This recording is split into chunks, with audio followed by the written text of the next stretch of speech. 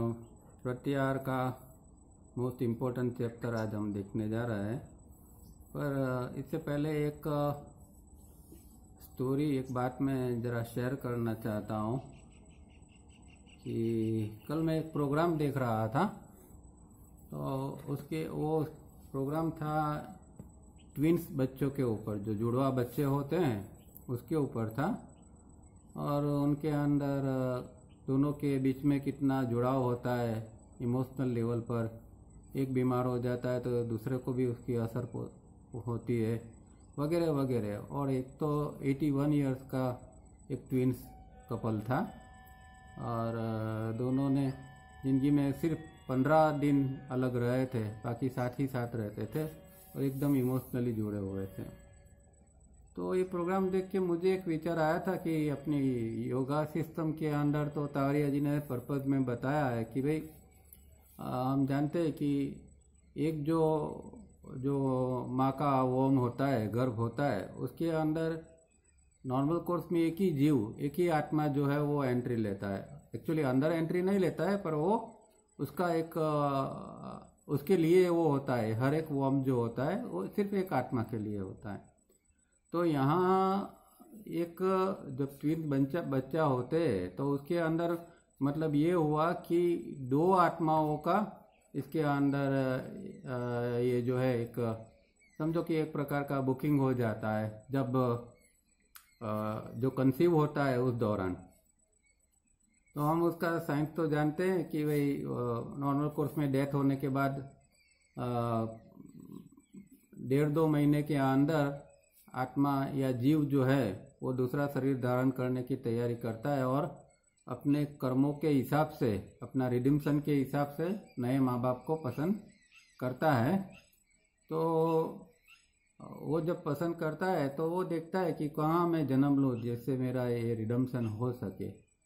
अब और क्या होता है कि जब कंसीविंग की प्रोसेस होती है, फिजिकल कांटेक्ट माँ बाप का होते हैं, उस दौरान जो जीव को लगता है कि मुझे यहाँ आना है तो उस दौरान वो अपनी छाप वहाँ छोड़ जाता है। वो आत्मा उस समय प्रविष्ट नहीं होता है, वो तो 9 महीने के बाद प्रविष्ट होता है, पर उसकी एस्ट्रल की छाप वहाँ छूट जाती है, क्योंकि वो जीव उस समय होता है एस्ट्रल के अंदर। अब क्या होता है कि इसका मतलब ये हुआ कि जब ये फिजिकल कांटेक्ट होता था उस दौरान कोई 2 आत्माओं ने इसके अंदर अपना एस्ट्रल की छाप छोड़ने का प्रयत्न किया था, ऐसा हम समझ सकते हैं। क्योंकि नॉर्मल कोर्स में एक जो वोम होता है उसके अंदर एक आत्मा के लिए ही वो होता है, पर जब 2 आत्माओं एक ही ट्विंस के रूप में एक ही माँ बाप के मतलब एक माँ के अंदर से निकलता है, तो 2 बच्चे निकलते और दोनों के अलग अलग आत्मा होते हैं। तो एक कुदरत के हिसाब से एक अजीब और गरीब ये चीज़ है कि 2 आत्माओं या 2 एस्ट्रल बॉडी ने अपनी इम्प्रिंट इसके ऊपर छोड़ी हुई होगी। तो ऐसा एक मुझे विचार आया कि ये ऐसा भी हो सकता है, क्योंकि वो प्रोग्राम के अंदर तो वो सब इमोशनल लेवल तक की बात थी, दोनों के बीच में क्या जुड़ाव था वही बात होती थी। वो ये जो चीज़ है आत्मा का प्रवेश, क्योंकि वो तो साइंस का विषय ही नहीं है, साइंस को पता भी नहीं है कि आत्मा कब प्रवेशता है या एस्ट्रल बॉडी की असर होती है। और एस्ट्रल बॉडी की जो एक इम्प्रिंट होती है उसके मुताबिक उसका जो बच्चे के अंदर वोम जो है वो फिर जो शरीर अंदर धारण करने लगता है, तो वो उसके मुताबिक, उसके डिज़ाइन के मुताबिक होता रहता है। तो ये चीज़ साइंस के का सब्जेक्ट नहीं है, साइंस के परे है, पर ये तावड़िया जी ने हमें सब कुछ purpose of birth and death में बताया हुआ है। तो ये जब प्रोग्राम में देख रहा था तो मुझे एक ये विचार आया, तो मैंने सोचा आपके साथ शेयर करता हूँ। अब प्रत्याहार के ऊपर आते हैं, तो हम जानते हैं कि प्रत्याहार का इम्पोर्टेंस तो बहुत है, और इनर डिसिप्लिन में भी हम काफ़ी प्रत्याहार के बारे में, क्रिटिकल सर्टेन स्टेज के बारे में या नो मैंस लैंड वगैरह के बारे में हम बहुत कुछ देख चुके हैं। और यहाँ भी उन्होंने टाइटल में द मोस्ट इम्पोर्टेंट स्टेप ऐसा बताया है। तो नॉर्मल कोर्स में जो अष्टांग योग होता है, वो अष्टांग योग का ये जो 8 अंग जो है, यम नियम आसन प्राणायाम प्रत्याहार धारणा ध्यान समाधि, नॉर्मल कोर्स के अंदर ये जो यम नियम आसन प्राणायाम प्रत्याहार को हठयोग कहा जाता है और धारणा ध्यान समाधि को राजयोग कहा जाता है। हालांकि महर्षि पतंजलि ने कभी भी ये दो शब्दों का यूज नहीं किया है, खास करके धारणा ध्यान समाधि को राजयोग ऐसा उन्होंने नहीं कहा है। पर मेरे ख्याल से ये स्वामी विवेकानंद ने जो किताब लिखी थी पतंजलि योग सूत्र के ऊपर, उसके अंदर उन्होंने कुछ उसको राजयोग कहा था और सबसे ये राजयोग इसको कहना शुरू हो गया है। पर पतंजलि योग के हिसाब से प्रत्याहार जो है वो फिफ्थ स्टेप है। और हकीकत ये है कि प्रत्याहार से ही अंदर की यात्रा शुरू होती है, क्योंकि यम नियम आसन प्राणायाम जो है वो तो बहिरंग है, उसको बहिरंग कहते हैं, मतलब बाहर करने की प्रैक्टिस। तो यम नियम आसन प्राणायाम बहिरंग के अंदर है और उसकी बाहर जब प्रैक्टिस कंप्लीट करते हैं सालों तक, तब उसके बाद में एक प्रत्याहार के स्टेज के ऊपर व्यक्ति साधक जा सकता है। तो ये यम नियम आसन प्राणायाम एक प्रिपरेशन है। यातावारिया जी की सिस्टम के हिसाब से कहा है तो उन्होंने प्रिपरेशन के लिए यम नियम आसन प्राणायाम के बदले में हमें दिया refining 3 step, phase exercise, prism, corrective exercise, ये सब हमें उन्होंने ये प्रिपरेशन के लिए दिया हुआ है। तो ये सब का अभ्यास करते करते करते हम ये प्रत्याहार के लायक बन जाते हैं, तब प्रत्याहार में एंट्री होती है। फिर से वो इनर जर्नी तब चालू होती है। उसके पहले तो ये हमें बहिरंगी करना पड़ता है, बाहर क्रियाएं करनी पड़ती है। तो ये एक प्रिपरेशन करना पड़ता है और बहुत लंबे समय तक करना पड़ता है, तब जाके प्रत्याहार के स्टेज के अंदर एंट्री होती है।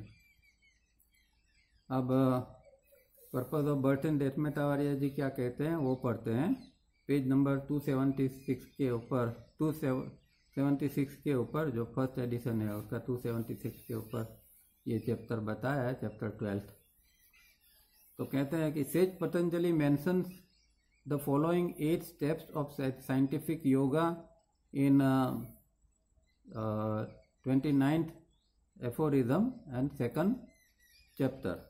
दूसरे चैप्टर का 29वां जो सूत्र है उसके अंदर महर्षि पतंजलि ने क्या बताया है, the 8 means of yoga are yama niyama asana pranayama pratyahara, फिर ब्रैकेट में abstraction or withdrawal of the senses from the sense organs, फिर आता है धारणा ध्यान एंड समाधि। तो ये महर्षि पतंजलि ने जो सूत्र लिखा है उसका यहाँ इंग्लिश में उन्होंने इस तरह यहाँ बताया है। फिर आगे कहते हैं of this none are practised as they should be by the exponents of yoga इधर इन और आउटसाइड इंडिया। अब ये एक हकीकत है कि लोग आसन प्राणायाम यम नियम की तो बात ही नहीं होती है कहीं पर भी, आसन प्राणायाम से लोग शुरू करते हैं। तो ये आसन प्राणायाम भी जो है, जो महर्षि पतंजलि का जो आइडिया था वो नहीं, पर जो हठयोग के अंदर जो आसन प्राणायाम बताए गए हैं उस तरह के आसन प्राणायाम का शिक्षण हर एक जगह पर होता है। और वो इंडिया में हो इंडिया के बाहर है, वो जो उसके जो एक्सपोनेंट है, उसके निष्णात है, उसके जो आचार्य है, वो सब जो है वो सिखाते हैं। पर वो जो पतंजलि का जो एक ये था, एक कंसेप्ट था, उसके मुताबिक वो नहीं होता है, वो हठयोग के हिसाब से वो लोग कराते हैं। Those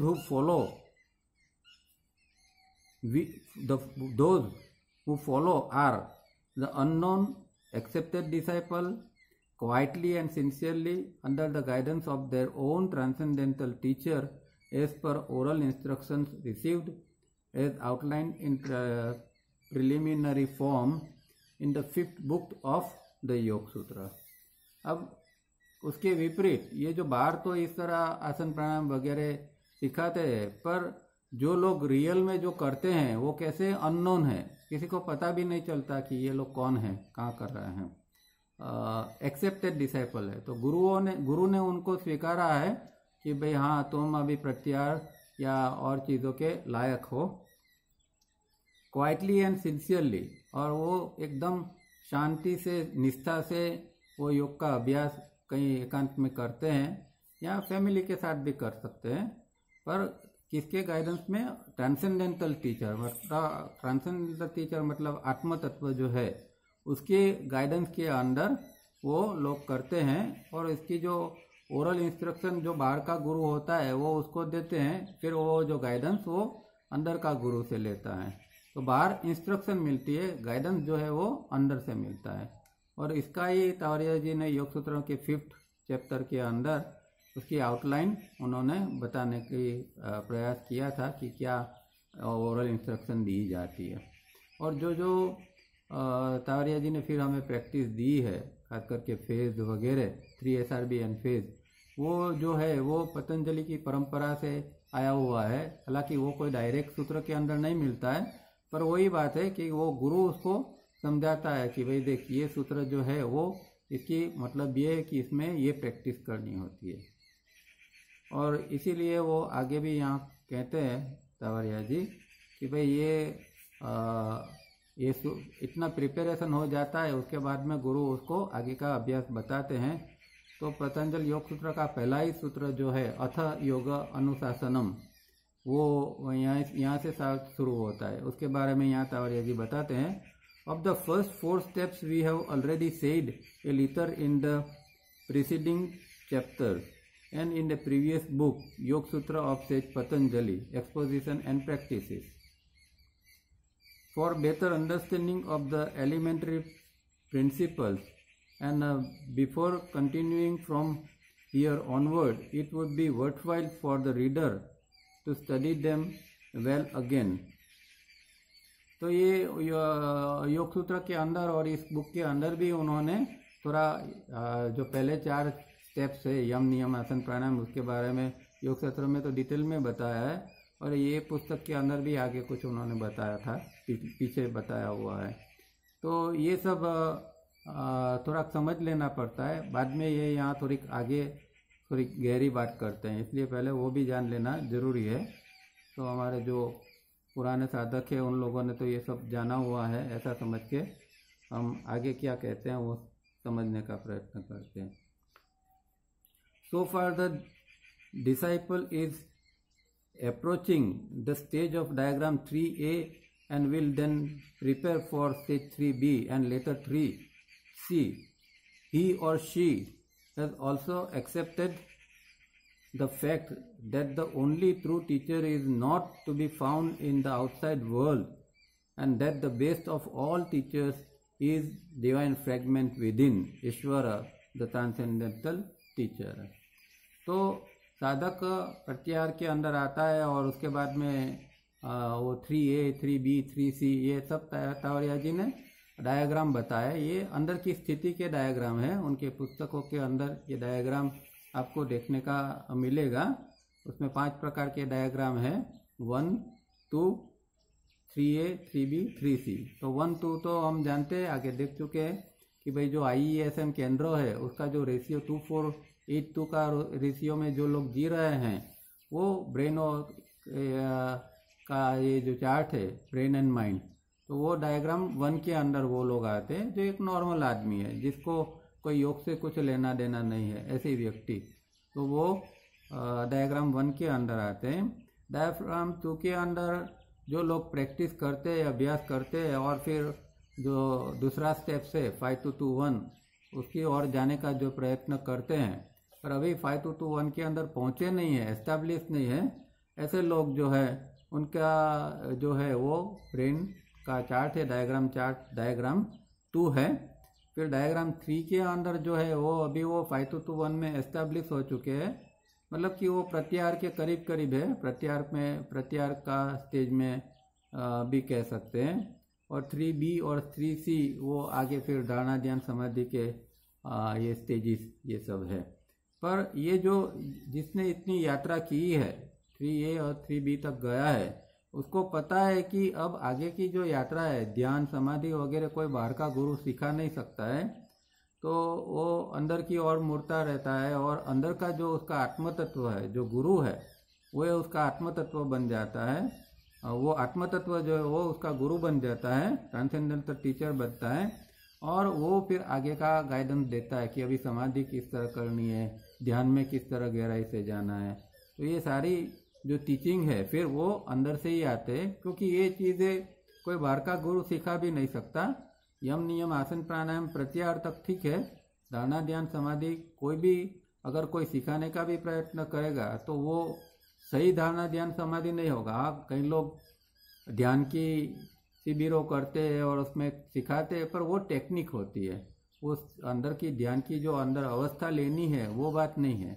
यहाँ जो है अंदर की अवस्था निर्माण करने की, तो वो टेक्निक से आ भी सकती है, नहीं भी आ सकती है। ज़्यादातर तो अगर आगे का अभ्यास नहीं किया है और सीधा ध्यान में बैठने का प्रयत्न करेंगे तो कोई स्थिति बनती नहीं है। पहले ये यम नियम आसन प्राणायाम प्रत्याहार का अभ्यास करना पड़ता है, तब जाके ध्यान अंदर से निर्माण होता है। तो टेक्निक अलग चीज़ है, ये हमें हमेशा समझ लेना चाहिए। नॉर्मल कोर्स में जो मेडिटेशन की बात होती है उसमें ज़्यादातर टेक्निक की बात होती है कि ये प्रैक्टिस करो, वो प्रैक्टिस करो, तो वो टेक्निक होती है। पर ध्यान की अवस्था एक अलग स्थिति बन जाती है, उसे वो टेक्निक से उसको लेना देना नहीं होता है। Such prepared and accepted disciples approach sage Patanjali to receive direct instruction from him. Hence his opening sutra, first, chapter 1, sutra 1. Now we shall begin exposition of the science of union, that is yoga. तो यहाँ कहते हैं कि भाई ऐसे जो उनके ज़माने में, पतंजलि के ज़माने में ऐसे शिष्य थे जिन लोगों ने ये आगे के जो 4 स्टेप्स है उसके ऊपर काम कर लिया था, और जब वो लोग जाके महर्षि पतंजलि के पास में आगे की शिक्षा के लिए जाते हैं, तब महर्षि पतंजलि कहते हैं कि अथ योग अनुशासन, अब हम योग का आगे का अभ्यास करेंगे। अनुशासन, आगे का जो अभ्यास है, आगे क्या योग के अंदर है उसका अभ्यास करेंगे। आगे का मतलब ये है कि इन लोगों ने कुछ करके आए हैं ये लोग। तो ये उस समय की कुछ बात यहाँ तवारिया जी करते हैं कि पतंजलि के पास जो शिष्यों ने जाके इस तरह का ये किया होगा, तो पतंजलि ने फिर यहाँ से सूत्र की शुरुआत की है, अथ योग अनुशासनम, which clearly indicates that such disciples had, by their sincere and ceaseless preliminary work of yama, niyama, asana and pranayam, made the approval of the sage and were ready for higher scientific yoga practices. तो ये सूत्र का ही अर्थ फिर यहाँ भी तावड़िया जी यही बताते हैं कि इसका मतलब ये है कि ये यम नियम आसन प्राणायाम और दूसरा अभ्यास करके ये लोग आए हुए हैं, और अब सेज की, वो संत की, वो महर्षि की अप्रूवल के साथ में अभी हायर साइंटिफिक योगा के लिए, अभ्यास के लिए वो तैयार हुए हैं। The biological growth leading up to stage 3B is a prerequisite, otherwise we can not begin our higher practices. तो 3B तक जाके हमारा बायोलॉजिकल जो ग्रोथ है उसको कंप्लीट करना पड़ता है, तब फिर जाके धारणा ध्यान समाधि का अभ्यास हो सकता है। ये तावरिया जी ने अपना अनुभव के हिसाब से, क्योंकि वो खुद में से ये पसार हुए थे, तो उनको पता है कि भाई ये 3B का स्टेज प्री रिक्विजिट, मतलब ये पूर्व शर्त है, पूर्व जरूरियत है कि भाई इतना तो आपको 3B तक तो पहुंचना पड़ेगा और बायोलॉजिकल ग्रोथ आपको करना पड़ेगा। तो बायोलॉजिकल ग्रोथ का इंडिकेशन क्या है? तो एक तो उसको भूख के ऊपर काबू आ जाता है और निद्रा के ऊपर काबू आ जाता है। तो उसको रोजाना खाने की ज़रूरत नहीं पड़ती है, 2 दिन 3 दिन, कभी कभार हफ्ते में 1 बार भी भोजन करता है तब भी उसके शरीर को कुछ नहीं होता है। और उसको ज़्यादा नींद की भी ज़रूरत नहीं पड़ती है, 4 घंटा वो भी बॉडी के लिए, बॉडी रेस्ट लेता है, पर वो तो अंदर से जागृत रहता है, और उनकी अगर साधना की ज़रूरत है तो वो साधना भी अंदर से करते रहते हैं ऐसी व्यक्ति। तो ये हायर प्रैक्टिस के लिए 3B का हायर प्रैक्टिस माने धारणा ध्यान समाधि, तो हायर प्रैक्टिस के लिए इतना करना पहले आवश्यक है। We have observed earlier that there are many practices which help to develop objective and subjective concentration and which, if prolonged, may give one some satisfaction in calling them meditation. But by no stretch of imagination can this be termed धारणा और ध्यान. अब ये बहुत important बात आती है, क्योंकि लोग जो कंसंट्रेशन और जैसे हमने बताया सो कॉल्ड कंसंट्रेशन और मेडिटेशन करते हैं और उसको ही धारणा ध्यान समझते हैं, तो ऑब्जेक्टिव और सब्जेक्टिव वर्ल्ड के अंदर, मतलब बाहर का या फिर अंदर का या फिर भौतिक हो या आध्यात्मिक हो, कोई भी लेवल के ऊपर जो करते हैं. कई लोग जैसे कि भाई एक कोई मूर्ति का ध्यान करते हैं और आंख बंद करके उसकी कल्पना करते हैं, तो उसके ऊपर कंसंट्रेट करने का प्रयत्न करते हैं. या कोई लोग मेडिटेशन में कोई टेक्निक का अभ्यास करते हैं. इस तरह जो लोग करते हैं वो हकीकत में क्या है कि ये जो है वो एक सेटिस्फेक्शन अंदर से मिलता है और उसको ऐसा लगता है कि ये मेडिटेशन है, पर फिर भी ये धारणा और ध्यान तो नहीं है. तो कंसंट्रेशन प्रॉब्लम क्या है कि संस्कृत में जो धारणा और ध्यान कहा है उसका जो फॉरेनर्स ने जब स्टडी किया तो उन लोगों ने उनका दे दिया शब्द दिए कंसंट्रेशन एंड मेडिटेशन. तो तावड़ी जी बहुत स्पष्ट रूप से कहते थे कि कंसंट्रेशन इज नॉट धारणा एंड मेडिटेशन इज नॉट ध्यान, क्योंकि धारणा और ध्यान वो एक बिल्कुल अलग चीज़ है. वो अंदर की एक घटना होती है, अंदर का एक स्थिति होती है. और धारणा और ध्यान जो हम बाहर से करते हैं वो ऑब्जेक्टिवली करते हैं, सब्जेक्टिवली करते हैं, पर वो इसका कोई फर्क नहीं पड़ता. वो एक प्रकार की एकाग्रता है. दूसरी इम्पोर्टेंट बात यह है कि ये जो कंसंट्रेशन और मेडिटेशन जो सो कॉल है वो ब्रेन से की जाती है. उसमें ब्रेन का उपयोग किया जाता है. जैसे कि आप एक मूर्ति के ऊपर ध्यान करने का प्रयत्न करते हैं तो उदाहरण आप आपके ब्रेन का उपयोग करते हैं.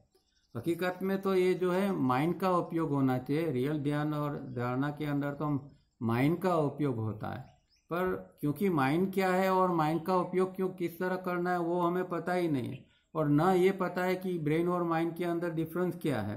तो प्रॉब्लम ये होता है कि जो नया नया साधक है वो जो करेगा वो सब ब्रेन से ही करेगा, पर ब्रेन से करेगा उसका तो कोई रिजल्ट आने वाला नहीं है, क्योंकि ये तो सब अंदर की चीज़ है. वो जब माइंड क्या है उसको समझते हैं, माइंड का उपयोग करना किस तरह है वो कोई सिखाता है, तब जाके ये सब धारणा ध्यान वगैरह अंदर से हो सकते हैं. तो है वो तो एक फैक्ट्री है, विचारों की फैक्ट्री है, जहाँ हमेशा विचार निर्माण होते रहते हैं ब्रेन के अंदर. और ये एक कंटिन्यूअस प्रोसेस है. कुदरत ने एक ऐसा बनाया हुआ विचारों का कंटिन्यूएशन जीवन जीने के लिए जरूरी है. इसीलिए एक परमात्मा ने ब्रेन का एक भाग इस तरह बनाया है कि जहाँ कांस्टेंट अंदर एक विचार चालू रहते हैं, बनते रहते हैं. अब जब आपको धारणा ध्यान करना होता है तो उससे विपरीत करना पड़ता है, मतलब कि ये जो विचार की प्रक्रिया है उससे आपको अलग होना पड़ता है. अब जो माइंड है उसका रोल वहाँ है. नॉर्मल कोर्स में क्या है कि माइंड और ब्रेन दोनों चिपक के करते हैं. माइंड जो है वो एक ऊर्जा है जो बॉडी ब्रेन सिस्टम के अंदर आती है, हमेशा निरंतर आती है. जो कॉस्मिक माइंड है वो हमारे अंदर आता है और वो इंडिविजुअल माइंड बन जाता है. तो वो इंडिविजुअल माइंड जो है वो एक प्रकार की एक ऊर्जा हमेशा निरंतर अंदर आती रहती है. वो माइंड जो है वो प्रॉब्लम क्या है कि माइंड भी ब्रेन के साथ चिपक जाता है, जिसको आइडेंटिफिकेशन कहते हैं. तो जब आइडेंटिफिकेशन की स्थिति बनती है तब ये जो है विचार की प्रक्रिया निरंतर चालू रहती है. और क्योंकि वहाँ कोई दृष्टा भाव नहीं है. अगर माइंड और ब्रेन अलग होते हैं तो माइंड का रोल जो है सिर्फ दृष्टा का है और ब्रेन का काम जो है वो ये विचार वगैरह करना है, पर माइंड की प्रेजेंस के अंदर करना है. तो जो ब्रेन है वो भी एक कंट्रोल रहता है, उसके अंदर गड़बड़ी नहीं हो सकती है. पर प्रॉब्लम क्या होता है कि माइंड और ब्रेन इकट्ठे हो जाते हैं, जिसको हम आइडेंटिफिकेशन कहते हैं. तो इसीलिए पतंजलि ने फिर क्या कहा कि चित्तवृत्ति मतलब माइंड मॉडिफिकेशन, वहाँ फिर उसने ये नहीं कहा कि ब्रेन मॉडिफिकेशन, क्योंकि यहाँ ब्रेन अकेला नहीं है, माइंड भी उसके साथ चिपका हुआ है, तो माइंड मॉडिफिकेशन हो गया। ब्रेन और माइंड ये दोनों एक साथ में चिपक कर। अभी साधक का काम ये है कि इसको ये सीखना पड़ेगा कि ब्रेन अलग काम करे और माइंड अपने आप में अलग काम करे, वो दृष्टा के रोल में रहे। तो ये जो स्थिति है वो ये होनी चाहिए। ये ऐसा है कि अभी की हालत हमारी क्या है कि भाई एक ऑफिस के अंदर एक बॉस है और एक क्लार्क है। अब बॉस का काम तो वो क्लार्क ठीक तरह कामकाज कर रहा है कि नहीं वो ही देखने का है, पर अभी बॉस भी जाके क्लार्क के साथ काम करने लगेगा तो क्या होगा।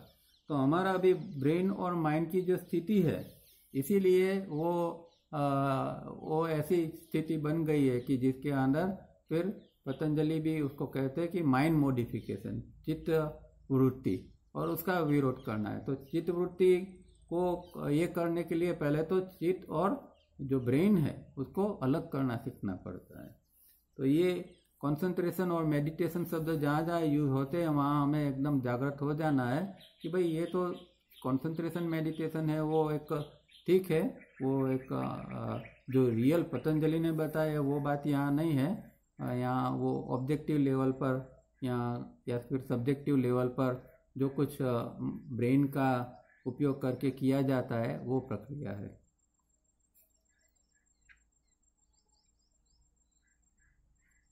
In short, for anything known to us, even remotely, we cannot translate the word dharana and dhyana as a concentration and meditation respectively. तो यहाँ एक फिर से वो क्लियर करते हैं कि जो कुछ चाहे कोई भी अंदर की ये कोई रिमोट अंदर की स्थिति में भी ये हो रहा है, कहीं भी हो रहा है, पर इसको हम जो कंसंट्रेशन मेडिटेशन है उसको धारणा और ध्यान नहीं कह सकते। They mean something quite different. तो ये इसका मतलब क्या है वो हमने थोड़ा समझने का प्रयत्न किया। We shall therefore use this words dharana and dhyana as an by themselves and leave it to the reader to understand what we mean by them। तो तावड़िया जी कहते हैं कि मैं तो कंसंट्रेशन मेडिटेशन शब्द का उपयोग नहीं करूँगा, धारणा ध्यान का ही शब्द का उपयोग करूँगा, और फिर आपको उसको जो समझना है वो आप उसको समझ सकते हैं कि मैं क्या कहना चाहता हूँ। In this chapter we shall begin with the stage pratyahar and then proceed ahead। तो इस प्रकरण में वो कुछ प्रत्याहार की बात करना चाहते हैं। Even what we mean by pratyahara is completely different from the traditional meaning attach to it. अब ट्रेडिशनली जो कुछ प्रत्याहार के बारे में कहा गया है वो नहीं कहना चाहते या वो नहीं समझते, क्योंकि हर एक अष्टांग योग का हर एक का जो अंग है उसका तावड़िया जी के हिसाब से अलग अलग मीनिंग होता है, और आगे हम देखेंगे कि आसन और प्राणायाम का उन्होंने क्या मीनिंग बताया है और नॉर्मल कोर्स में ट्रेडिशनली उसको क्या समझा जाता है। तो ये एक बहुत इम्पोर्टेंट बात है कि एक नई दृष्टि हमें यहाँ समझने की मिलती है। ट्रेडिशनली तो हम जानते हैं कि आसन किसको कहते हैं, प्रत्याहार किसको कहते हैं, प्राणायाम किसको कहते हैं, पर यहाँ वो एक कुछ और डिटेल से बात करते हैं। So before we proceed further we have to request you the reader again to set aside indeed forget all preconceived ideas whatsoever you may have learned and not mix them up with all that we have to say here। तो वो कहते हैं कि कृपया करके आपका जो ज्ञान है ये योग के बारे में या आसन प्राणायाम प्रत्याहार के बारे में, उसको कृपया करके एक साइड पर रख दीजिए, या हो सके तो उसको भूल जाइए, और जो मैं कहना चाहता कि यहाँ जो कहूँगा उसको आप वो पुराने ज्ञान के साथ मिक्सअप मत कीजिएगा। तो ये बहुत इम्पोर्टेंट बात है, क्योंकि प्रॉब्लम ये है कि जब हम कुछ नया सुनते हैं तो हमारा माइंड जो है वो बैक में चला जाता है और मेमोरीज में से निकालता है कि इसके बारे में, ध्यान के बारे में हमने क्या सुना था, ध्यान के बारे में हमने क्या पढ़ा था, या प्रत्याहार के बारे में हम क्या जानते हैं। तो वो चीज़ मेमोरी से निकालते हैं और फिर कंपैरिजन करते हैं। तो जो नई चीज़ हमारे सामने आ रही है वो हम फिर मिस हो जाती है, वो चीज़ को हम समझ नहीं सकते हैं। इसीलिए यहाँ भी हम जब ये पढ़ते हैं, ये समझते हैं, तो हमारा जो पुराना ज्ञान है उसको भी हम बाजू में रख देंगे और इसको ये समझने का प्रयत्न करेंगे। You are at perfect liberty to deny and refuse to accept anything that we have stated so far or shall state hereafter. But when you read, for that time at least keep a free and open mind. तो कहते हैं कि आपको पूरी स्वतंत्रता है। मैं जो बता रहा हूँ, मैंने जो आगे बताया है या पीछे बताया और आगे जो बताऊंगा, वो उसको आपको स्वीकार करना, उसको इनकार करना, वो आपके हाथ में है, आपकी पूरी स्वतंत्रता है। पर एटलीस्ट अभी जो आप यहाँ जब ये रीड कर रहे हैं तब आपका माइंड को ओपन रखे, फ्री रखे और समझने का प्रयत्न करें। With this clear understanding we shall proceed ahead. अब यहाँ उन्होंने आसन प्राणायाम के बारे में बताने का प्रयत्न किया है। तो पतंजलि के 3 जो सूत्र हैं वो यहाँ उन्होंने लिए हैं। उसमें से सेकंड चैप्टर का 46 सूत्र जो है वो पहले यहाँ बताते हैं। सेकंड चैप्टर का 46 सूत्र जो है वो पतंजलि ने सिर्फ 3 शब्दों के अंदर बताया है। वो आसन की डेफिनेशन है स्थिरम सुखम आसनम। स्थिरम सुखम आसनम, तो स्थिर सुखम आसनम ऐसा कहते हैं। उसका यहाँ इंग्लिश में तावड़िया जी लिखते हैं the posture assumed must be steady and easy. तो स्थिर और सुखरूप, इसके लिए स्टेडी एंड इजी। और पोस्चर एज्यूम, जो हमने पोस्चर को धारण किया है वो कैसा होना चाहिए? स्टेडी होना चाहिए, वो स्थिर होना चाहिए और इजी होना चाहिए, आरामदायक होना चाहिए। फिर सूत्र 47 है, जहाँ वो जो है वो आसन का ही सूत्र है। फर्दर उसमें क्या करना है वो थोड़ा बताते हैं। Steadiness and ease of posture is to be achieved through persistent slight effort. ठीक है, तो यहाँ फिर वो बताते हैं कि भाई ये स्थिर सुखमासनम किस तरह हम कर सकते हैं। तो उसके लिए आपको थोड़ा सा परसिस्टेंट स्लाइट एफर्ट करना पड़ता है। वो ये गुरु सिखाता है कि भाई अभी आपने ये सीख लिया कि भाई ये किस तरह करना है, अब इसकी जो है वो थोड़ा सा उसके अंदर एफर्ट करके इसको कंटिन्यू करना पड़ता है। और फिर 49 जो सूत्र है वो प्राणायाम के बारे में है। 47 सूत्र है, जिसमें संस्कृत में ऐसा है कि प्रयत्न शैथिल्य अनंत समापतिभ्याम। तो ये सूत्र के अंदर प्रयत्न को शैथिल्य मतलब कि कम करने का, स्लाइट थोड़ा की प्रयत्न करने का, ऐसा बताते हैं। और प्राणायाम की डेफिनेशन के अंदर कहते हैं when right posture has been attend there follows right control of prana and proper inspiration and expiration of breath. ये जो पतंजलि ने जो संस्कृत में जो सूत्र बताया है कि तस्मिन् सति श्वास प्रश्वास श्वास प्रश्वास गतिर विच्छेद प्राणायाम। तो श्वास और प्रश्वास जो है, इनहेलेशन और एक्सेलेशन है, उसकी गति को विच्छेद करना है, उसको तोड़ देना है, उसको प्राणायाम कहते हैं। ये नॉर्मल कोर्स के अंदर जो हम प्राणायाम समझते हैं उससे ये अलग चीज़ है। 5 मिनट के अंदर एक ब्रेक आएगा, उसके बाद में फिर से हम ज्वाइंट होंगे। तो ये 3 सूत्र उन्होंने यहाँ समझाने के लिए है कि भाई देखो आसन प्राणायाम किस तरह आप ट्रेडिशनली जानते हैं इससे अलग है। There is no mention or emphasis in this sutras on any particular posture or asana from amongst the many equally important postures known to the great Hatha Yoga yogis who practice and were capable of extremely difficult and complex postures। तो यहाँ एक पहली बात तो ये स्पष्ट करते हैं कि देखो यहाँ कोई भी जगह पर यहाँ कोई आसन किस प्रकार का कौन सा करना है, किस तरह करना है, वो कोई बात ही पतंजलि ने कही नहीं है। खाली ऐसा कहा स्थिर सुखम आसनम। हाँ, ऐसा नहीं कहा कि शरीर का जो है शरीर को स्थिर और सुखम रखो, या शरीर के का कोई पोस्चर की उन्होंने बात की है। तो तो ये तावरिया जी कहते हैं कि यहाँ कोई पर्टिकुलर पोस्चर जो हठयोगी जो है, जो जो इसके एक्सपोनेंट है, जो उसके निष्णात है, वो लोग जो करते हैं, ऐसे कोई आसन की यहाँ महर्षि पतंजलि ने यहाँ इंडिकेट नहीं किया है, कुछ उसके बारे में इशारा भी नहीं किया है।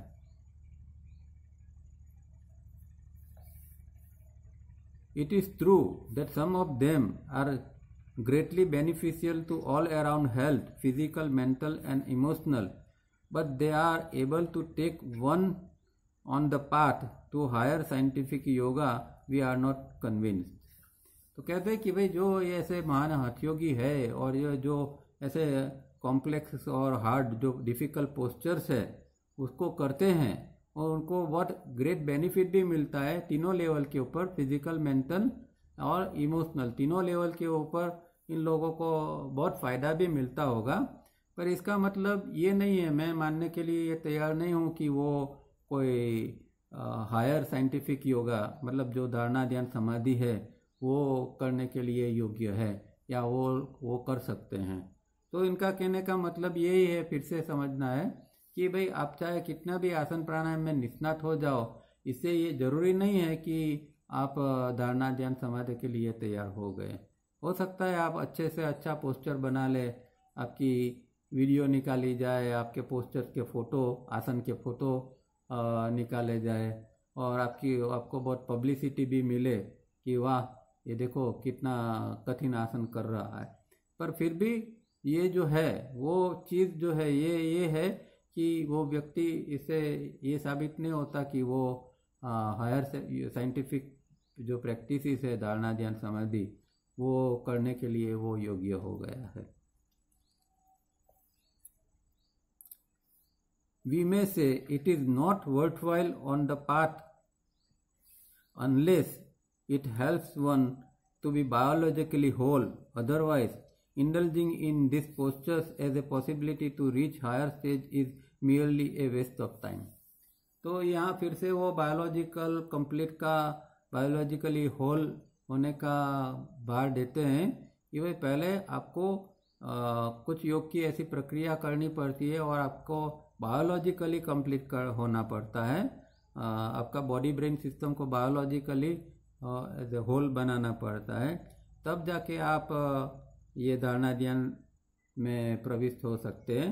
अदरवाइज अगर आप आसन प्राणायाम करते रहते हैं और बायोलॉजिकली आपका कोई ग्रोथ नहीं हो रहा है तो ये वेस्ट ऑफ टाइम है। वो अगर आप इसके लिए करना चाहते हैं तो ये वेस्ट ऑफ टाइम है। Says Patanjali recommends only one posture, that of the mind. अब देखो इम्पोर्टेंट बात ये है, ये फर्स्ट टाइम तावरिया जी ने अपने योग सूत्र के अंदर, आप दुनिया की कोई भी योग सूत्र उठा के देख लीजिए, हर एक ने ऐसा ही बताया कि आसन का मतलब ये है कि भाई ये शरीर का आसन, अलग अलग टाइप के आप आसन करो। और फिर जो हठयोग में बताए हैं अलग अलग आसन, हलासन, धनुरासन, सर्वांगासन, भुजंगासन, अलग अलग बहुत प्रकार के 84 प्रकार के आसन और उसके से अंदर से भी बहुत प्रकार के आसन निकले हुए हैं। तो ये लोग ऐसा समझते हैं कि महर्षि पतंजलि ने ये आसनों करने के लिए या फिर कोई पद्मासन, सिद्धासन जो बैठक के आसन है बैठने के लिए, उसको बताया हुआ है, पर ये सच नहीं है। यहाँ तावरिया जी पहली बार इसको क्लियर कर रहे हैं। अब फिर से ज्वाइंट होते हैं।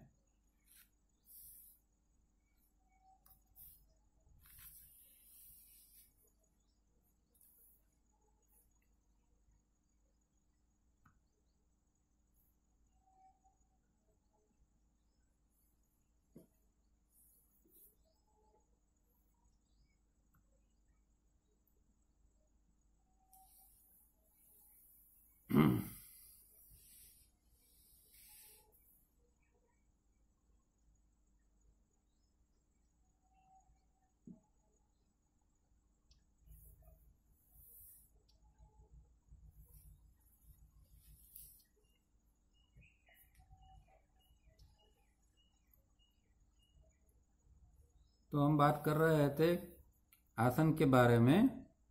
तो ये बात ये है कि महर्षि पतंजलि ने कोई आसन की बात की नहीं है, मतलब कि शरीर की आसन की कोई बात नहीं की है। उन्होंने जो आसन की बात की है वो मन का आसन। तो स्थिर सुखम आसनम का मतलब क्या है कि आपका माइंड, जब आपको मेडिटेशन में जाना है तो आपका माइंड अगर स्थिर नहीं है, वो सुखपूर्वक का नहीं है, तो आप कैसे मेडिटेशन में जाएंगे। शरीर तो मान लो हमने स्थिर कर दिया, उसको वो सुखरूप भी है और कोई पोस्टर लगा भी दिया, मानो कि पद्मासन में बैठ गए, सिद्धासन में बैठ गए या सादी पालथी लगा कर बैठ गए, कोई आसन तो धारण कर लिया। अब हमारा चित्त अंदर स्थिर नहीं है तो क्या होगा, क्या फायदा उससे होगा। तो उसका कोई मतलब ही नहीं है। और पतंजलि का तो मतलब ये था कि डिसाइपल जो है उसका उसका जो चित्त है वो किस तरह स्थिर हो।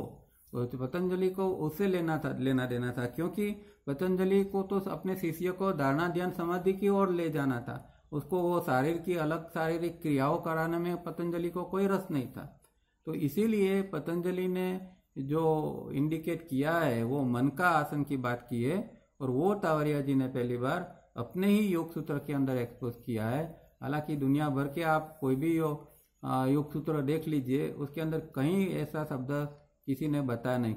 और ये तावरिया जी को कैसे पता है, क्योंकि वो खुद कहते थे कि मैं पतंजलि की परंपरा से आ रहा हूँ, मेरे गुरु के गुरु वगैरह जो थे वो पतंजलि महर्षि की परंपरा से थे। तो उन लोगों को ये जो ज्ञान था वो ओरल इंस्ट्रक्शन, जो आगे उन्होंने लिखा है ना ओरल इंस्ट्रक्शन, तो ओरल इंस्ट्रक्शन ये दिया जाता था कि भाई ये सूत्र का गर्भित अर्थ क्या है। एक अर्थ बाह्य होता है और एक अर्थ गर्भित होता है, अंदर छुपा हुआ होता है। तो वो छुपा हुआ अर्थ जो होता है वो योगी जो होता है, वो गुरु होता है, वो अपने शिष्य को ओरली बताता है था। और वो पब्लिक के अंदर वो अर्थ नहीं होते थे। पब्लिक के अंदर तो उसको बाह्य पढ़ के जो स्कॉलर्स जो बताते थे, पंडित उस जमाने के, वो अलग अलग अर्थ उसको निकालते रहते थे। पर जो परंपरा से आया हुआ व्यक्ति था वही जानता था कि भाई ये हकीकत में ये सूत्र का असली अर्थ क्या है। तो ये सूत्र का असली अर्थ पहली बार तावरिया जी ने यहाँ बताया है कि ये माइंड का पोस्चर की बात है। इसीलिए आगे कहते हैं कि he is concern with the disciples brain and mind only, and so when he is satisfied that this posture of the brain and mind is attained, that is, that the stage in diagrams 3 and 3b have been reached, he proceeds ahead with them। देखा, यहाँ फिर से एकदम clear cut बता दिया उन्होंने कि ये जो है ये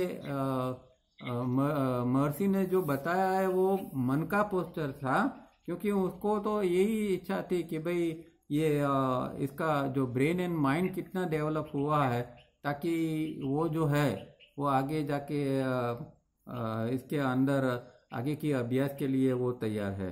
और वो देखते थे कि भाई अभी ये 3A 3B तक पहुंचा हुआ है कि नहीं, उसका ब्रेन और माइंड जो है वो 3A 3B के कक्षा में आ गया है कि नहीं, वो टीचर को देखने का था। और फिर वो उसके बाद में आगे का अभ्यास वो कराते थे।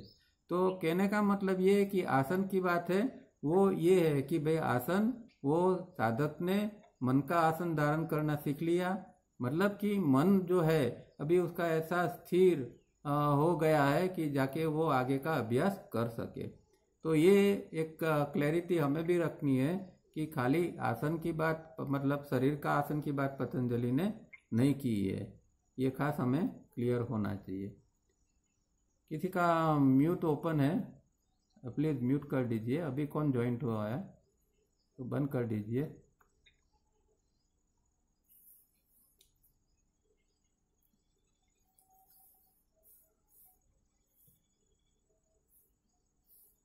अब आगे कहते हैं, for the simple reason that the brain and mind has now accepted the divine fragment as the transcendental teacher, क्योंकि अब वो ऐसी स्थिति के अंदर आ गया है कि उसका ब्रेन और माइंड इतना तैयार हो गया कि वो अंदर का जो आत्म तत्व है उसको वो अपने गुरु के रूप में स्वीकार करने के लिए तैयार है। इतना वो ब्रेन और माइंड को अभी ट्रेन कर दिया गया है कि वो अंदर का ट्रांसेंडेंटल टीचर को पहचान जाता है और वो उसको अपना गुरु मानकर उसकी शरणागति लेके आगे की साधना करने के लिए। तो ब्रेन और माइंड की यहाँ बात है, एक खास हमें समझना है। आसन का मतलब ब्रेन और माइंड का आसन, not physical posture. Naturally, peace of the chitta has been achieved and should be maintained persistently, and this should not take more than slight efforts now. तो जो दूसरे में सूत्र के अंदर हमने देखा था प्रयत्न शैथिल्य, तो प्रयत्न शैथिल्य मतलब थोड़ा सा ही एक एफर्ट करना है, अंदर स्लाइट एफर्ट करना है। तो उसके लिए फिर यहाँ ये बताते हैं कि अभी जो चित्त की स्थिति ऐसी हो गई है, वो पीसफुल स्थिति के अंदर है, वो उसके लिए उसको थोड़ा सा एक एफर्ट करना पड़ता है ताकि वो उसको मेंटेन कर सके चित्त की स्थिति। और दूसरी बात, इम्पोर्टेंट बात ये है, तावरिया जी हमेशा कहा करते थे कि भाई ये कोई ऐसा नहीं कि आपने रूम में बैठ के प्रैक्टिस कर ली, अभी आपका चित्त स्थिर हो गया, फिर उठ के बाहर जाते हैं, बाजार में जाते हैं और फिर आपका चित्त डामाडोल हो जाता है। तो वो कोई साधना नहीं है। उनके हिसाब से तो ध्यान वो है कि आप शेयर बाजार में भी जाते हैं और वहाँ भी आपका जो ये है ध्यान स्थिर रहता है, तो वो आपका सही ध्यान है। इसीलिए ये बात यहाँ उन्होंने बताई है कि उसको परसिस्टेंटली मेंटेन करना पड़ता है, आप कहीं भी हो। अब चौथा जो चैप्टर है योग बताते हैं, the practices and methods are not the true cause of the transfer of consciousness, but they serve to remove obstacles just as the husbandman prepares his ground for sowing. अब यहाँ ये सूत्र तावड़िया जी बार बार हमेशा इसका उपयोग करते थे, इसलिए कि ताकि फिर जो हम अभ्यास करते हैं उसके अंदर भी हम बंधन में ना आ जाए।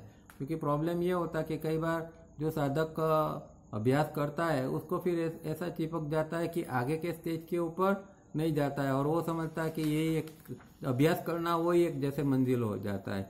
इसीलिए कहते हैं कि the practices and methods are not true cause of the transfer of consciousness. तो कॉन्शियसनेस जो हमें बढ़ानी है, कॉन्शियसनेस के अंदर हमें जो जाना है, हमारी कॉन्शियसनेस का विस्तार करना है, तो प्रैक्टिसेस और मेथड जो है वो उसका कारण नहीं है। वो उससे ऐसा मानने की जरूरत नहीं कि हमने कुछ ये कर लिया वो कर लिया, कुछ प्रैक्टिसेस कर ली है इससे हमारा जो है कॉन्शियसनेस का प्रभाव बढ़ जाएगा या कॉन्शियसनेस डेवलप हो जाएगी, ये मत समझना। हम कोई भी करते हैं, हमें ये तावड़िया जी के सिस्टम में भी हम करते हैं, 3 स्टेप करते हैं, रिफाइनिंग करते हैं, इसका मतलब ये नहीं कि हमारा कॉन्शियसनेस इससे बढ़ जाता है, पर जो हम करते हैं उससे हमारी जो शुद्धि होती है, और शुद्धि के कारण, शुद्धि एक ऐसा कारण है जिसको तावड़िया जी आगे रिडेम्पशन कहते हैं। वो रिडेम्पशन होता है उसके बाद में ही हमारा जो है वो कॉन्शियसनेस जो है वो फिर आगे डेवलप होती है। तो प्रैक्टिस और ये जो है उसकी जरूरत है, उसका कारण क्या है कि भाई ये इसके द्वारा हम हमारे अंदर एक प्योरिफिकेशन, हम शुद्धि कर सके, इसके द्वारा कम से कम हमारे अंदर ये स्थिति निर्माण हो कि फिर आगे जाके हमारी कॉन्शियसनेस डेवलप हो। तो ये बात, और इसका एग्जांपल ये एक किसान जो होता है वो किस तरह अपना ग्राउंड, अपना खेत जो तैयार करता है, इसीलिए कहा just as the husbandman prepare his ground for sowing. तो जो कुछ बोने के लिए पहले जो एक किसान होता है वो अपने खेत के लिए अंदर कितनी मेहनत करता है, उसको मिट्टी को ऊपर नीचे करता है, उसमें ट्रैक्टर चलाता है, जो कचरा है अंदर उसके अंदर उसको वो निकाल के बाहर फेंकता है, ज़मीन को एकदम सॉफ्ट करता है, उसके बाद में वो सोइंग का मतलब बीज बोने का काम करता है। तो वही काम है हमारा कि ये जिस तरह हम किसान जिस तरह कचरा निकाल के फेंकता है, इसी तरह हमारा बॉडी ब्रेन सिस्टम के अंदर जो कचरा है जन्मों जन्म का, उसको निकालने का काम ये मेथड एंड प्रैक्टिसेस करते हैं। ये समझना बहुत ज़रूरी है, और ये सूत्र इसीलिए तावड़िया जी बार बार इसका उपयोग करते थे। ब्यूटीफुली साइड, उनको ये सूत्र बहुत पसंद है, इसलिए कहते हैं beautifully said. The sage wants us to keep before our eyes the purpose. तो हम जो प्रैक्टिस करते हैं उसका पर्पस क्या है? प्रैक्टिस अगर आंख बंद करके करते ही रहेंगे तो क्या फ़ायदा?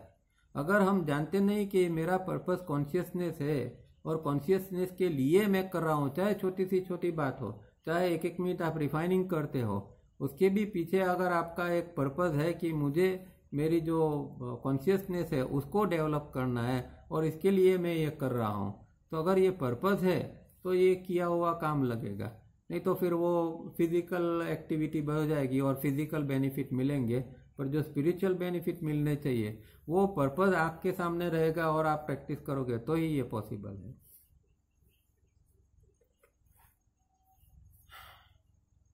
If the purpose is to redeem, know that it is so, and in that case disassociate your thinking from any angle of causation, otherwise there will be continuing confusion। तो जो रिडम्पशन जो है, रिडीम जो करना है, redeem ये आपका purpose है, आपका एक पर्पस है कि मुझे रिडीम का मतलब क्या है कि एक है, तो एक अर्थ ये है कि हमें मुक्त होना है, एक अर्थ तो ऋण मुक्त होना है, जो हमारा जो पास्ट कर्म है उससे हमें मुक्त होते जाना है, जो कुछ हमने किया है वो जो सामने आ रहा है उससे हमें रिडीम होते जाना है, उसको अभी आगे बढ़ाना नहीं है। जो कुछ किया था उसके परिणाम रूप में जो चीज़ें सामने आती है उसको हमें रिडीम करना है, अभी ऋण मुक्त होना है उससे। और उसको इसके लिए ये जो है ये कॉजेशन का जो ये है, कोई भी एंगल से कॉजेशन मतलब कार्य कारण का संबंध, तो कार्य कारण का संबंध जब प्रस्थापित होता है तो ये साइकिल आगे चलती रहती है कर्म वगैरह की, तो उसको कम ये करने के लिए ये जो चीज़ है इसको हमें डिसएसोसिएट करना पड़ेगा हमारा थिंकिंग को इस चीज़ से, तब जाके ये रियल रिडीम जो है वो हो सकेगा। और हमारा पर्पस ये होना चाहिए कि मैं जो कर रहा हूँ वो रिडीम्पशन के लिए, रिडीम करने के लिए मैं कर रहा हूँ, और ये जो है कार्य कारण का संबंध है उसको मैं समाप्त करने के लिए कर रहा हूँ। अदरवाइज तो कंफ्यूजन आपका बना रहेगा। To that and all that was practice earlier and will be practice henceforth was and is only to remove animal instincts left over in the human system and to be biologically complete। यहाँ एक clear cut उन्होंने last में बात बता दी कि भाई purpose क्या है, तो पर्पस ये है कि हमारे अंदर जो एनिमल इंस्टिंक्ट है, हमारे अंदर जो पशुजन्य संस्कार पड़े हुए हैं, बात बात में गुस्से हो जाते हैं, किसी को मारने का मन होता है, किसी के साथ और कुछ गड़बड़ करते हैं, जैसे एक पशु के अंदर कैसी क्रुअलिटी होती है, और उस प्रकार के संस्कार जो हमारे अंदर पड़े हैं उससे मुक्त होना है, और इसके लिए हमें ये साधना करते हैं, ये पर्पस है, ये रिडम्पशन का एक हेतु है। तो आप आगे बढ़ सकते हैं और फिर आगे जाके आप बायोलॉजिकली कंप्लीट इससे हो सकते हैं। तो यहाँ बहुत अच्छी बात ये पैराग्राफ में की है, समझने लायक बात ये है कि जो प्रैक्टिस करते हैं और करेंगे उसके लिए हमेशा हमारा आँख के सामने हेतु होना चाहिए, एक रिडम्पशन का या फिर हमारी कॉन्शियसनेस बढ़ाने का, बायोलॉजिकल कंप्लीट होने का, और हमारे अंदर जो एनिमल जो संस्कार पड़े हैं, प्राणीजन्य संस्कार पड़े हैं, जो ताड़िया जी कहते थे हमारे मणिपुर चक्र के अंदर पड़े हुए हैं, उसको निकाल फेंकना है, तब जाके हम आगे का अभ्यास कर सकते हैं। Even beyond this purpose, that is after redeeming, one has not to tarry anywhere in the existence, not even in the ring past knot, the Maha region, posing as an all-knowing Buddha, but to go beyond and reach the source, creation, Jana universe, and divine wholeness, from where we, the divine fragments, have come। तो कहते हैं कि ये खाली इतना Redemption का इतना ही purpose नहीं है कि भाई ये एनिमल संस्कारों को निकाल दिया, ये किया वो किया, पर हम जहाँ से आए थे, जो हमारा जो सोर्स है, जहाँ से हम आए थे, वो जिसको जन यूनिवर्स कहते हैं, या जो डिवाइन फ्रेगमेंट का जो घर, जिसको सेलेस्टियल होम भी कहते हैं, तो सेलेस्टियल होम जहाँ से हम आए थे एक आत्मा के रूप में, फिर वहीं से हम ये शरीर और सब चीज़ों को त्याग करके लास्ट में हम फिर वहाँ पहुँच जाए, वहाँ तक का हमारा ये पर्पस होना चाहिए। ये पर्पस होता है तो फिर ये जो यात्रा है वो हमारी कंप्लीट होती है। तो इतना गहरा पर्पस हमें बना के रखना पड़ता है कि हम जो कुछ कर रहा है, छोटी सी छोटी क्रिया भी कर रहा है, तो अल्टीमेटली तो हमें ये मोक्ष जिसको कहते हैं, मोक्ष की ओर ले जाने के लिए। और मोक्ष का मतलब क्या है कि ये जो पूरे संस्कार सब समाप्त हो जाता है, बॉडी ब्रेन सिस्टम क्लीन हो जाती है। अब कर्म का जो कार्य कारण का संबंध भी कोई नहीं रहा है, अब कोई नए कर्म नहीं बन रहा है, सब कुछ समाप्त हो गया है। तब जाके वो आत्म तत्व सब तीनों बॉडीज जो है उसके ब्रेन से उसको छोड़ के फिर अपने घर में वो लौट सकते हैं। और अभी जो रिंग पास नॉट जो है या फिर महा रीजन है, उससे बाहर वो नहीं जा सकता है। पर लास्ट में वो जब ये सब क्लीन कर लेता है, तब वो रिंग पास नॉट के बाहर भी, लक्ष्मण रेखा है उसके बाहर भी वो आत्म तत्व चला जाता है। So whatever we practice would not be the cause of taking us to our source, but it constantly removes all bindings on us so that we can reach the source, our home. तो ये एक हेतु होना चाहिए कि ये cleansing इतना चलता जा रहा है कि हमारा जो बाइंडिंग्स जो है, जिस चीज़ों ने हमें बांध के रखा है, वो एक एक बंधन हमारा हम इससे मुक्त होते जाते हैं, एक एक संस्कार से मुक्त होते जाते हैं, ताकि हम लास्ट में हमारा जो सेलेस्टियल होम है, हमारा जहाँ से हम आए थे, वहीं फिर हम वापस चले जाए परमानेंटली। फिर वहाँ यहाँ दोबारा जन्म लेने का फिर कोई प्रयोजन नहीं रहता है। This thought is fundamental and must be kept uppermost in the mind, and practices may be varied for individual as suited from this angle only. तो ये एक पर्पस हमें हमेशा ध्यान में रखना है कि हम जहाँ से आए हैं वहाँ जाना है, वो अल्टीमेटली हमारा एक गोल है, और उसको हमेशा हमें ध्यान में रखना है। और इस एंगल से शायद हो सकता है कि प्रैक्टिस में भी वेरिएशन आए, कोई ये करेगा कोई वो करेगा।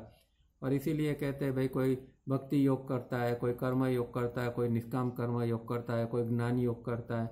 ये सब अलग अलग लेबल भी दिए हुए हैं, हालांकि इसके पीछे भी एक गहरा साइंस है, पर ये सब कुछ है, ये अलग अलग एंगल इसीलिए हो सकते हैं। अब लास्ट पैराग्राफ हम देख लेते हैं। Transcendental meditation into bracket not the bottle and advertise variety is neither easy nor cheap। अब ये उन्होंने जब लिखा था उस समय महेश योगी थे, और उन्होंने TM करके ट्रांसेंडेंटल मेडिटेशन एक कुछ छोटी सी टेक्निक सिखाते थे, श्वास को देखने की या कुछ ऐसा था, और उसको उन्होंने TM नाम दिया था। और उसका इतना प्रचार, एडवर्टाइजमेंट, और जैसे बोतल में कोका कोला वगैरह कैसे बिकते, इस तरह उसका इतना प्रचार होता था। तो इसीलिए यहाँ कहते हैं कि रियल जो ट्रांसेंडेंटल मेडिटेशन है वो कोई इतना आसान नहीं है और इतना चीप भी नहीं है कि बोतल की तरह आप इसको खरीद सको। The hours are strictly laid down in the earlier stage which is fairly long. तो ये जो ट्रांसेंडेंटल मेडिटेशन जो करने का था, वो इसके आवर्स बहुत लंबे होते थे, और वो स्ट्रिक्टली उसको करना पड़ता था अर्लियर स्टेज के अंदर। Any disciple to be sincere has to be householder fulfilling his or her normal duties and obligations, for there is no need for anyone to run away from participation in the worldly activities to an ashram or to Himalayas, for that is a misunderstanding. This is to be faithfully understood। ये last बात ये जो है वो तावरिया जी के हर एक उनके teaching के बेस है ये चीज़, कि जो कोई आपको साधना करना है वो कहीं हिमालय पर जाके नहीं, ना आश्रम में जाके, आपके घर के अंदर और हाउस होल्डर बन के, गृहस्थ बन के आपकी जिम्मेदारी को निभाते हुए आपको साधना करना है। भगोड़ापन इसमें नहीं होना चाहिए, क्योंकि वो तो बहुत आसान है। वो दूसरे एक लेक्चर में कहते थे कि भाई आप यहाँ वो ऐसी जगह पर चले जाते हो कि जहाँ कोई आपको गुस्सा करने वाला है ही नहीं, तो जिंदगी भर आपका गुस्सा अंदर दबा ही रहेगा, आप चाहे कितनी भी साधना कर लो।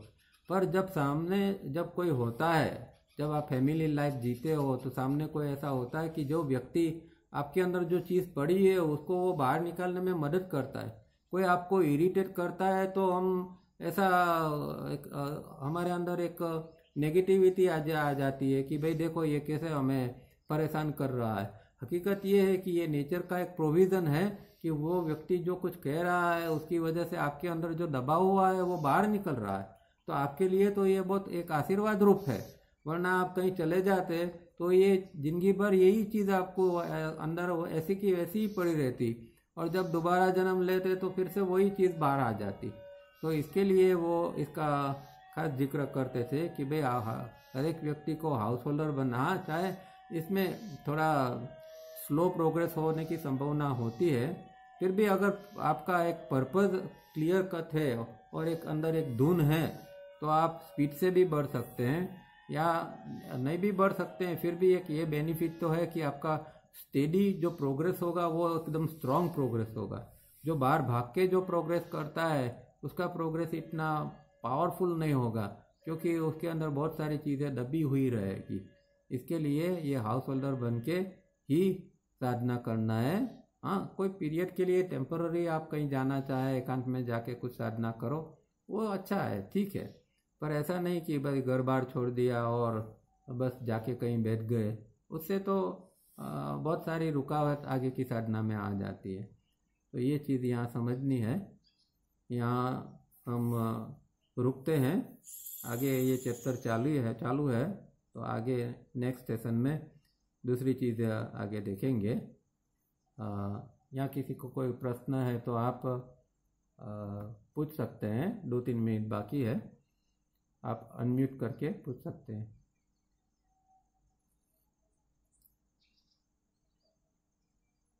नमस्ते दारा साहब। नमस्ते, बोलो। उमेश बोल रहा हूँ मैं। हाँ जी, बोलिए। लास्ट टाइम आपने जो स्वरनाड़ी शास्त्र बताया था जी, उसमें आपने बताया था कि 7 मिनरल किंगडम, जी, इसमें 6 जो था वो वेजिटेशन और एनिमल किंगडम था। वेजिटेशन, मतलब ये सेपरेट, हाँ सेपरेट किंगडम बताए थे आप। जी जी। मेरे को इसमें एक समझना है सर कि जब कोई भी आज के प्रेजेंट सिचुएशन में किसी को भी कोई भी टाइप का स्ट्रोक आ जाता है, आदमी कोमा में चला जाता है, डॉक्टर उसको वेजिटेशन क्यों बोलते हैं? वो तो एक कंपैरिजन इस माने में की क्योंकि हम देखते कि वेजिटेशन हमारी तरह हिलचाल नहीं रही है। वेजिटेशन के जैसे कि वेजिटेशन का मतलब एक पेड़ है, ठीक है, तो पेड़ कोई हिल नहीं रहा है, वो अपनी जगह पर ही स्थिर है। इसके पत्ते पवन से हिल डुल रहे हैं, वो अलग बात है, पर वो वेजिटेशन की एक जो स्टेटिक चीज है, वो एक स्थिर चीज है कि तो एक जो बॉडी कोमा में चला जाता है वो अपने आप में हिलडुल नहीं सकता है, वेजिटेशन जैसा हो गया ना।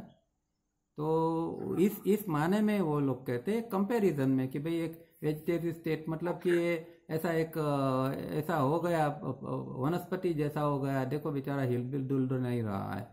इस खाली एक वो कंपैरिजन में ही कहते हैं, और कुछ नहीं उसमें प्राण से कुछ लेना देना नहीं है, प्राण की गति से कुछ लेना देना नहीं। नहीं, लेकिन इसकी कोई रीजन होता है क्या सर? ये क्या वो लोग मतलब आज के जमाने में किसी को भी थोड़ा कुछ होता है तो ब्रेन स्ट्रोक आया, सीधा कोमा में चला जाता है, वो तो बायोलॉजिकल कारण हो सकते हैं ना, वो बायोलॉजिकल उसके रीजन ढूंढने पड़ते हैं, बायोलॉजिकल कारण। उसको और भी कुछ होता है, अंदर ब्लॉकेजेस होते हैं, कुछ ना कुछ होता है, तो ऐसा ये हो सकता है।